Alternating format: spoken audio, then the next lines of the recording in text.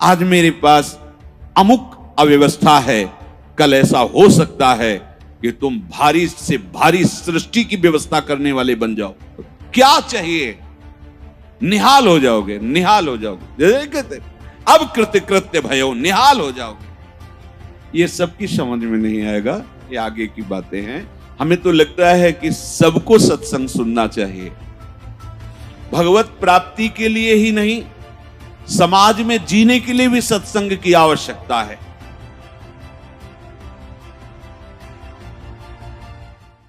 स्वीकृति, अगर ये स्वीकृति आप करते चले जाएं, जो श्रवण कर रहे हैं, तो सच्ची मानिए ये भ्रम खत्म हो जाएगा कि बहुत काल जब साधना करे तब ऐसी बात आती है। हम लोग तो गृहस्थ हैं, संसारी हैं, विषयी हैं, आदि आदि। आपने स्वीकृति ही आप गलत ढंग से कर रहे हैं, स्वीकृति ही आपने सही नहीं की। हम गृहस्थ हैं, हम अमुक हैं, हम सब देह भाव की स्वीकृति। प्रभु कह रहे हैं ममैवांशो, तू मेरा अंश है, मेरा बच्चा है, मेरी आत्मा है। फिर ऐसा क्यों आप स्वीकृति नहीं कर रहे कि प्रभु मेरे हैं? सच्ची मानिए प्रभु ही अपने हैं, सच्ची मानिए प्रभु ही हमें बहुत प्यार करने वाले मित्र मिल गए, नहीं तो कोई नहीं है यहां, केवल भ्रम है। मानो प्रभु की बात को मान लो, निहाल हो जाओगे। वो इसीलिए बोल रहे हैं, इसीलिए बोल रहे हैं कि हम निहाल हो जाए, परमानंद में मगन हो जाए। प्रभु अर्जुन जी को कह रहे हैं सुख दुखे समय कृत्वा लाभा लाभो जया जयो। ये कर्म भूमि है, हमारा यहां जन्म हुआ है। अपने शुभ और अशुभ दोनों कर्मों को मिटा करके वो परम लाभ जो किसी कर्म से नहीं होता वो हम करें। वो कौन सा कर्म है जो हमें परम लाभ देगा? तो कह रहे हैं जय और पराजय में समान भाव रखना ही वो समता रूपी महान धर्म है जो तुम्हें बचा लेगा। बड़े से बड़ा शुभ कर्म भी फांसी ही है, चाहे सोने की जंजीर से फांसी लगाओ और चाहे रस्सी से फांसी लगाओ, मरोगे तो है ही। ऐसे शुभ कर्म भी फांसी ही है, लोक लोकांतर में भटकना होता है, विश्राम नहीं होता। और अशुभ कर्म तो है ही, कहना क्या है उसको। हर शरीरधारी से ये दो प्रकार की क्रियाएं होती ही हैं, कहीं ना कहीं शुभ कर्म होता है, कहीं ना कहीं अशुभ कर्म। कोई ऐसा नहीं है जो इन दोनों कर्मों से युक्त ना हो। बड़े बड़े ज्ञानी जनों के शरीर के द्वारा भी ये दो क्रियाएं हो जाती हैं, पर वो अपने को अलग कर चुके हैं, वो अपने स्वरूप में स्थित हैं, कर्ता भाव रहित हैं। इसलिए न शुभ उनका स्पर्श करता है, ना अशुभ स्पर्श करता है। वो जान के कोई क्रिया नहीं कर रहे, संकल्प करके क्रिया नहीं कर रहे, स्वाभाविक हो रही। अब उसमें कुछ भी ऐसी घटना घट जाती है तो उसके वो करता नहीं है। इसीलिए कहा गया कि जो आत्मज्ञानी महापुरुष है, अगर उसके द्वारा बड़े से बड़ा शुभ कर्म हो जाए तो कोई उसका पुण्य फल नहीं होता, और बड़े से बड़ा कोई पाप कर्म बन जाए तो उसका कोई अपराध नहीं होता, क्योंकि कर्ता भाव से रहित है। ये सबकी समझ में नहीं आएगा, ये आगे की बातें हैं जहां अहंकार समर्पित हो जाता है। कैसे नहीं उसको अपराध लगेगा? उसके शरीर के द्वारा हो रहा है। तो जैसे हमारे इस प्रदेश में जितने भी प्राणी वास करते हैं, फिर देश में, फिर हमारे विश्व में, तो हम एक प्रदेश से लेते हैं, कितना अशुभ कर्म होता है और कितना शुभ कर्म होता है। क्या आपको दोनों का दंड मिलता है या पुरस्कार मिलता है? या आपको हर्ष होता है या शोक होता है? या सुख होता है या दुख होता है? नहीं होता। क्यों नहीं होता? क्योंकि हमारा संबंध नहीं। हो तो रहा है, शुभ अशुभ कर्म हो रहा है प्रदेश में, देश में, क्योंकि कोई भी शरीरधारी कर्म किए बिना रह नहीं सकता। और जो शास्त्र सम्मत कर्म करते हैं वो भगवत मार्ग के पथिक होते हैं। वो साधारण उनकी गणना नहीं आती शुभ अशुभ में, वो तो भगवत धर्म का पालन करने वाले होते हैं। वो तो महात्मा होते हैं, भक्त जन होते हैं, प्रेमी जन होते हैं। वो त्रिगुणातीत अवस्था की तरफ उनकी गति होती है। पर साधारण प्राणी प्रायः क्रिया किए बिना रह नहीं सकता। क्रिया होती है, और क्रिया जब अहम से होती है तो कहीं ना कहीं लाभ बुद्धि, सुख बुद्धि होती है। इसके कारण वो ये समझ नहीं पाता है कि धर्म है कि अधर्म है, और बढ़ता चला जाता है। कहीं खूब पापाचरण होते हैं, कभी कोई संयोग बन गया तो पुण्याचरण भी होते हैं। लेकिन आपको क्या फर्क पड़ता है? पूरे विश्व में दोनों प्रकार के कर्म हो रहे हैं, आपको क्या फर्क पड़ता है? कुछ नहीं। क्यों? क्योंकि उसका हमारा कोई संबंध ही नहीं है। समझ लीजिए। तो ऐसे ही विश्व का एक ये नमूना है, स्थूल शरीर, सूक्ष्म शरीर और कारण शरीर।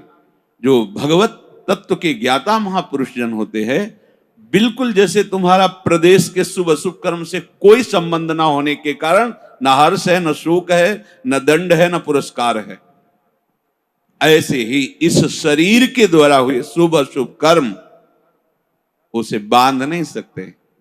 जिसने अपने स्वरूप को अलग करके इनसे संबंध त्याग कर दिया है।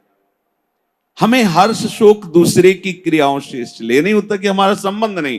ठीक ऐसे ही शरीर से जब ज्ञान प्राप्त हो जाता है, बिल्कुल जैसे भगवान ने कहा कि पुराना वस्त्र त्याग कर नए वस्त्र को धारण करते।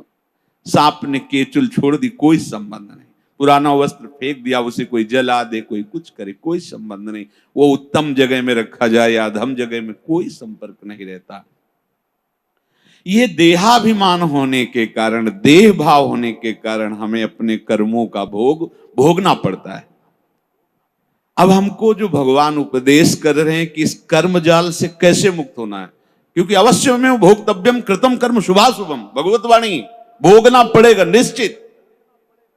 अब कोई ऐसा उपाय जो हम इन कर्मों के जाल से मुक्त हो सके। भगवान कह रहे हैं कि जो भी आपके द्वारा हो रहा है, पहली बात तो जो कर्म हो रहा है वो प्रमाणित होना चाहिए, गुरुजनों के द्वारा शास्त्र सम्मत। मनमानी आचरणों की यहां चर्चा नहीं। यहां जो है तस्मात् शास्त्रम प्रमाणम थे। आपका कोई भी कार्य बिना प्रमाण वाला नहीं होना चाहिए, मनमानी नहीं होना चाहिए। उसका प्रमाण किसी संत ने कहा है, आचार्य ने कहा है, गुरुदेव ने कहा है, भक्तों ने ऐसा कहा है, ऐसा हमारे बुजुर्गों ने कहा है, यह प्रमाणित होना चाहिए। अब उस कर्म का अनुष्ठान करते समय हमारे हृदय में लाभ की विशेष आकांक्षा होती है, उस कर्म की सफलता की विशेष आकांक्षा होती है। अगर आप प्रभु की इस वाणी को नहीं मानेंगे तो बहुत धोखा हो जाएगा हमसे, बहुत गलती हो जाएगी। जैसे जिसको लगता हो कि ये सुख दुख समय कृत्वा लाभा लाभो जया जयो, ये तो केवल विरक्तों के लिए भगवान कह रहे हैं, ऐसा नहीं। देखो सबको लाभ इसमें है। एक विद्यार्थी है, वो विद्या अध्ययन करता है पास होने के लिए, पूरा प्रयास करता है। किसी कारणों से, खेल में ज्यादा बुद्धि होने से, प्रमाद बुद्धि होने से, या प्रयासरत है उतना मानसिक प्रबलता ना होने से चूक हो गई, उत्तर नहीं दे पाया और परीक्षा में फेल हो गया।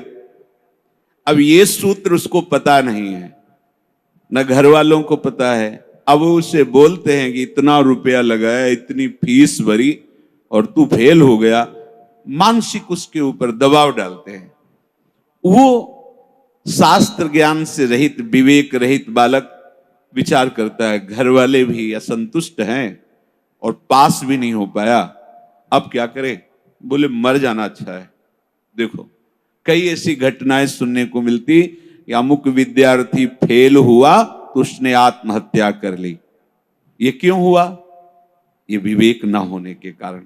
ठीक है, इस बार फेल हुए हैं तो अगली बार हम प्रयास करें जहां हमारी कमी रही। अगली बार भी फेल होते हैं तो केवल पढ़ करके विद्या या अध्ययन करके ही जीवन रखना होता है क्या? अगर विद्या नहीं है तो वो जीवन नहीं है। अरे भाई, ऐसा नहीं है। जीवन नष्ट करने का अधिकार तुम्हारा नहीं। किसी कार्य में असफलता होने पर अगर हम अपने जीवन को नष्ट कर देते थे तो बहुत बड़ा अपराध बन गया, बहुत बड़ी दुर्गति का कारण बन गया। हमें जो अवसर मिला था उन्नति का, हम अवनति में बदल दिया, बहुत बड़ी हमारी पराजय हो गई। इसलिए समता आना अति आवश्यक है। हमें तो लगता है कि सबको सत्संग सुनना चाहिए, भगवत प्राप्ति के लिए ही नहीं, समाज में जीने के लिए भी सत्संग की आवश्यकता है। आसुरी बुद्धि पशुता का नाश करने के लिए सत्संग समर्थ है। एक किसान है, हजारों रुपए लगा करके मेहनत करके, बहुत बड़ी मेहनत होती किसान की, बहुत मेहनत होती, बहुत बड़ा तपस्वी होता, वो जान नहीं पाता है अज्ञान की धरा में होने के कारण। जिस ठंडी में आप वस्त्र त्याग नहीं करना चाहते, पूरी रात रात पानी लगाता है गेहूं की खेती में, बड़ी मेहनत करता है। जब फसल काटने का समय आता है तो वर्षा और ओले हो जाते हैं, पूरी फसल नष्ट हो गई। कर्जा लेकर उसने खाद पानी लगाया था, बेटी का ब्याह करना है, बच्चों को पढ़ाना है, अब फसल नष्ट हो गई। कर्जा कैसे देंगे, परिवार का पालन पोषण कैसे करेंगे? इससे अच्छा है आत्महत्या कर लो। कई ऐसी घटनाएं, हम जिस कार्य में चलते हैं असफलता मिलती है तो हमको एक ही उपाय दिखाई देता है कि हम अपने को नष्ट कर लें। भारी मूर्खता। ये जो प्रभु उपदेश कर रहे हैं, सबके मंगल के लिए उपदेश कर रहे हैं। छोटी छोटी बातें व्यवहार की। हमारा ब्याह हुआ, हमारी भावना में जो पत्नी थी वैसी नहीं मिली। अब हम जो सफलता चाहते थे इस क्रिया में, उस सफलता, अब द्वेष शुरू, विषमता आ गई। कैसे कैसे पापाचरण होने लगते हैं, कैसे कैसे पीछे कितनी ऐसी घटनाएं सुनने को मिल। राक्षसी बुद्धि। ये केवल बैरागियों के लिए, विरक्तों के लिए, संतों के लिए प्रवचन होता है, ऐसी बात नहीं।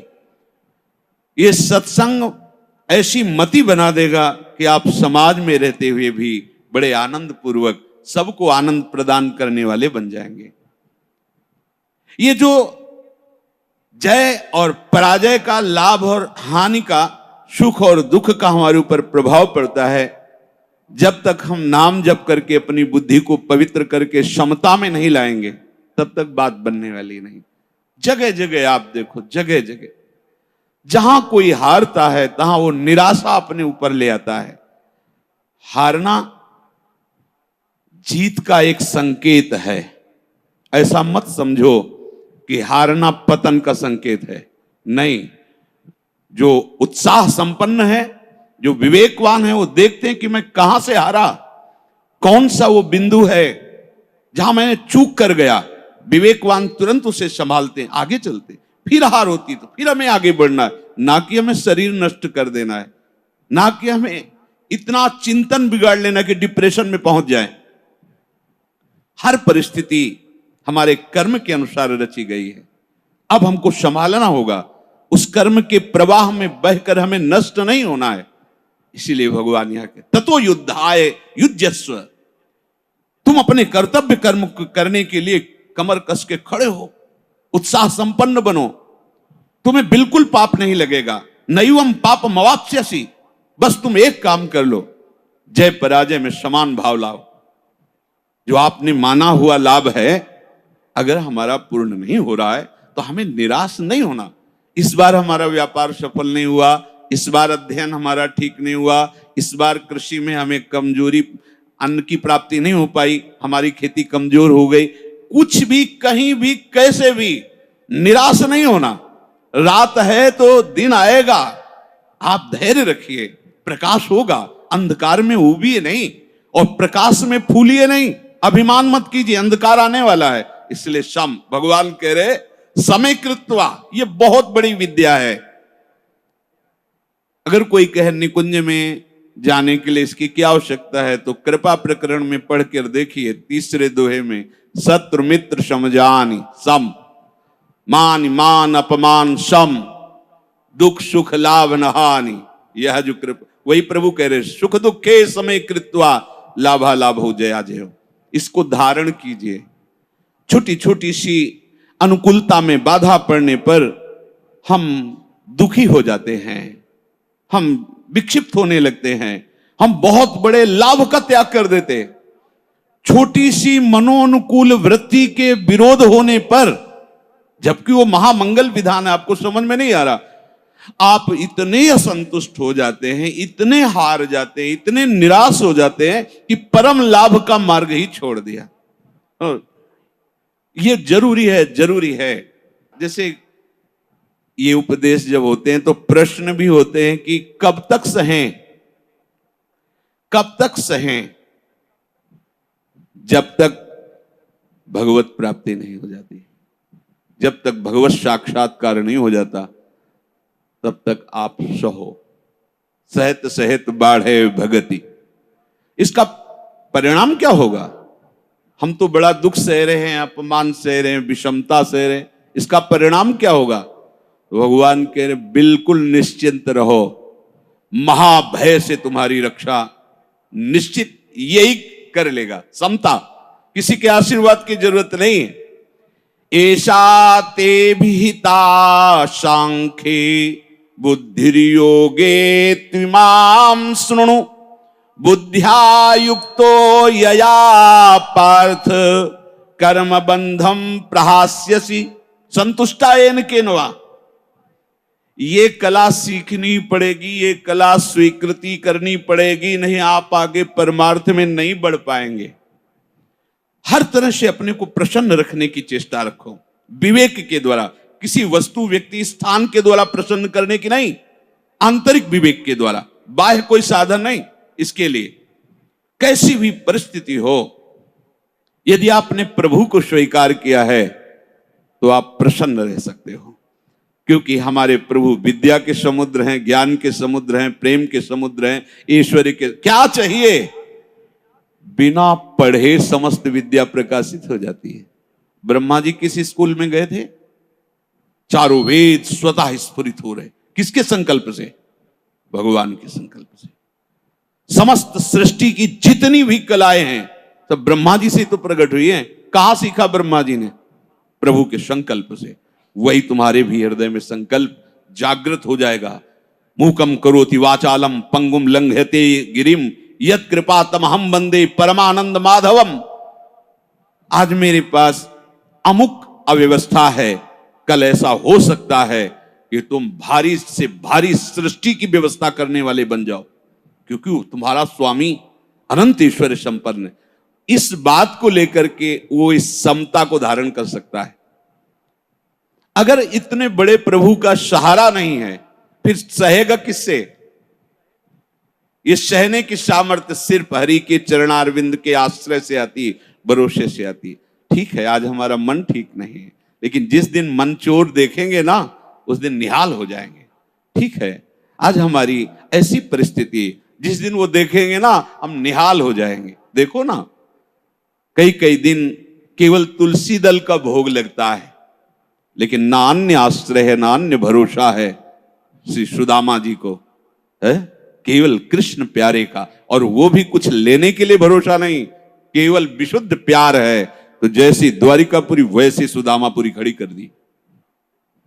संतोष अगर किसी को हो सकता है तो प्रभु को लेकर के होगा। ध्यान रखना, अगर प्रभु का आशा भरोसा नहीं तो आप नहीं। क्या आप पास होते चले गए और भगवत भरोसा नहीं है? माना कोई बहुत बढ़िया नौकरी मिल गई और आपके आचरण भ्रष्ट हैं, तो क्या आप शांत हो जाएंगे? क्या आपका हृदय शीतल रहेगा? क्या आपका मन प्रसन्न रहेगा? नहीं। नाना प्रकार की भोग सामग्रियां और सम्राट पद, दुनिया का ऐश्वर्य मिल जाए, पर हरि चरणों से संबंध नहीं है तो विश्राम नहीं मिल सकता। तब लगी कुशल न जीव कहूं, सपने हूं मन विश्राम, जब लगी भजत न राम को, शोक धाम तज काम। इसलिए ये सूत्र हृदय में धारण ही करो कि तुम्हें सहना है। सहनशील ही समता को धारण कर सकता है। कभी अपमान की परिस्थिति हो सकती, कभी मान की परिस्थिति हो, कभी सुख की, कभी दुख की, कभी लाभ की, कभी हानि की।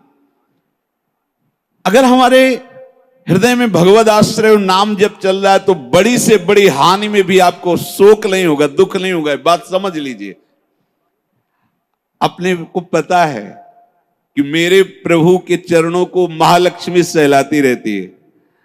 हमारे पास वस्त्र भी नहीं, भोजन भी नहीं, वास भी नहीं है, पर मुझे पता है मेरा मालिक कैसा है। अपार ऐश्वर्य का स्वामी है। जिस दिन नजर हुई निहाल हो जाएंगे, दूसरे की तरफ वो ताकता नहीं। उस परिस्थिति में भी, ये हम सकामी भक्त की बात कर रहे हैं, उस परिस्थिति में भी वो मस्त रहता है। जिस दिन मालिक की नजर हो जाएगी निहाल हो जाएंगे। अगर प्रभु का भरोसा नहीं है तो ये कोई भी बात धारण नहीं होगी, क्योंकि संसार के प्रवाह में तुम बहते चले जाओगे। टिकने के लिए तो कुछ होना चाहिए ना। तो ये गोरे चरणारविंद ऐसे हैं हमारे आराध्य देव के कि इनका भरोसा लोगे तो निहाल हो जाओगे। निश्चित हर कदम आपका विश्वास प्रबल होता चला जाएगा। कैसे तुम्हें बताएं, लोगों को लगता है कि जितनी सांसारिक चेष्टाएं हैं, अगर ऐसा नहीं होगा तो ऐसा नहीं हो सकता। आप सच्ची समझो, केवल उनकी मुस्कुराहट से अनंत ब्रह्मांडों को रचने वाली माया प्रकट हुई, किसी दूसरे का सहयोग नहीं है। सच्ची वालों, वो क्या नहीं कर सकते।